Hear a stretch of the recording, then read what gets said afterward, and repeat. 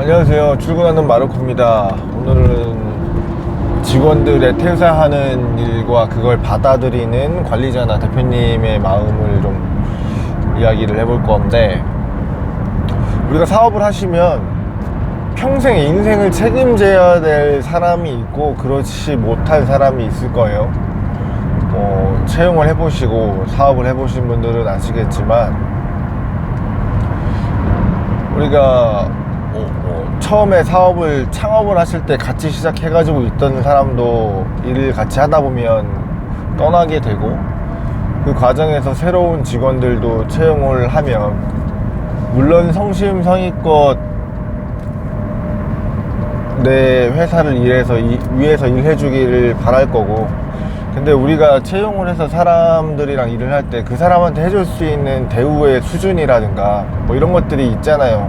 각자의 형편에 맞춰서, 그 사업의 수익률에 맞춰서. 그래서 그 적정한 수준에 의해서 사람들을 고용해서 쓰다 보면 앞선 동영상들에도 있겠지만 해줄 수 있는 한계가 있고, 그것보다 더 큰 기대가 있거나, 만약에 직장인으로서 일을 하시던 분들이 내가 이 회사 말고 다른 꿈을, 더 큰 꿈을 가지고 있는 분들도 있고, 여기서 어느 정도 배워서 내 거를 해야겠다라고 그래서 이미 계획이 다 세워져 있으신 분들도 있을 거란 말이죠. 그래서 결국에는 사람을 채용하는 순간부터 이 사람들과 평생 일을 하지 못한다라는 거를 알고 있어야 돼요. 근데 그걸 알고 있음에도 불구하고 서운한 마음이 크죠. 왜냐면 당장에 나는 이 큰 수레바퀴를 돌리고 이 수레를 끌고 계속 전진을 해야 되는 상황이다 보니까, 오랫동안 일을 같이 했던 상위 계급자라든가 아니면은 대표님, 사장님들은 여기 있는 모두가 떠나도 나는 이 회사를 이끌고 가야 되는 거잖아요. 내 사업이고 내가 하고자 했고, 내가 여기서 어떠한 가치를 판매를 해서 수입을 내고 해야 되는 부분이라, 그 감정적으로 서운하다, 아쉽다라는 것들이 있겠지만, 혹은 이런 것들도 있잖아요. 1년 딱 채우면 우리나라에선 퇴직금도 발생하고 연차도 발생하고, 그래서 1년이 넘어가는 순간 5인 이상 된 업장에서 말씀드리는 건데, 아니구나, 5인이 넘지 않아 퇴직금은 발생하고요. 연차는 아마 발생이 안 할 걸로 알고 있어요. 아무튼 그렇게 지나가면 1년이 넘어가는 순간부터 같이 일하시는 분들한테 해줘야 될 것들이 많아요. 좀 바쁘죠. 1년 차가 넘어가는 순간부터는. 그러니까 이미 인지하고 적립도 해놓아야 돼요. 이 친구가 1년이 지나면 퇴직금이 발생하는데, 그래서 퇴직연금을 들라고 하잖아요, 회사에다.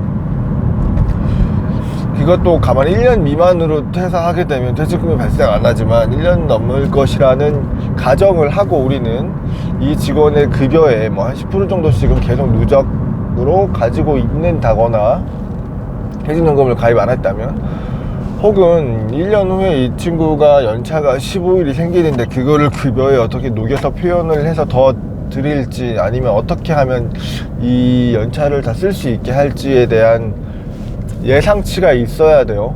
그래야 나중에 직원이 퇴사했을 때 큰 목돈이 나가거나 스케줄이 빵꾸가 난다는 거나 이런 것들도 대비를 할 수가 있죠. 근데 그게 안 되다 보니까 당장에 누군가가 그만두겠다, 1년 반, 2년 하셨던 직원들이 그만두면 사실 서운할 수도 있고, 목돈이 나가는 거에 때문에 두려울 수도 있고, 그 오만가지 생각이 다 들 거란 말이죠, 대표자는. 근데 저는 처음부터 마음을 잡으실 때 이 친구들의 인생을 내가 평생 책임져 줄 수 없으니까, 일할 수 있는 관계로서 이 친구한테 내가 주는 급여만큼의 일을 기대하고 시키고, 물론 더 해주고 우리 회사의 매출이 올라가거나 영업이익이 올라가서 그 고마움을 표시할 때는 확실히 해주고, 근데 거기에서 그 친구가 그 회사에서 배울 게 더 많다거나 아니면 얻어갈 수 있는 게 더 많을 때 결국엔 일을 하는 거잖아요. 우리도 물건을 사거나 내가 뭔가 일자리를 거래를 할 때도 나한테 이익이 있거나, 장기적으로 지금 손해를 보더라도 나중에 뭔가 얻어갈 수 있는 게 있거나, 계약이 성사가 됐거나 했을 때 거래처랑 아니면은 뭐 다른 회사들이랑 협업을 하거나 하는 것처럼 똑같죠. 그래서 거기에 그런 것 때문에 멘탈이 흔들리거나 일하는 걸 제일 힘들어 하시는 대표님들이 많으신 것 같은데, 마음을 좀 그렇게 먹으셨으면 좋겠어요.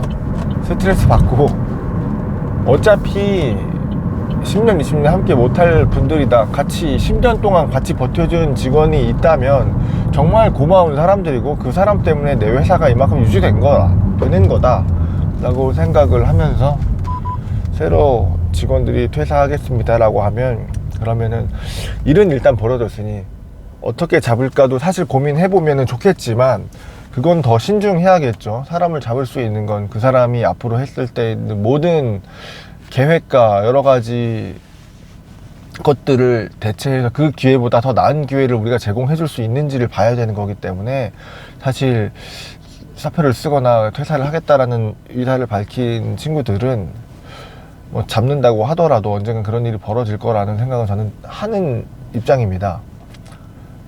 그래서 사건이 벌어졌으니까 이거를 해결할 수 있는 다른 방안들, 뭐 다른 분들을 더 좋은 인연을 또 채용을 하거나, 이 친구랑 관계를 보다 더 잘 정리할 수 있도록 뭐 노무사들이나 뭐 자녀 연차라든가 이런 것들을 해결해주고, 빨리 서로 깔끔한 이별을 가지고 각자의 길에서 다시 최선을 다해서 정상에서 보자 하기 위한 준비를 하는 거죠.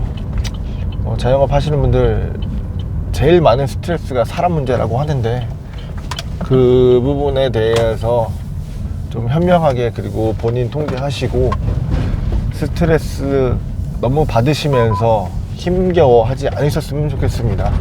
이런 일로 많이 좀 힘들어 하시는 분들이 많은데, 처음부터 그렇게 생각을 하시면 사람을 미워하지 않으시게 될 거예요.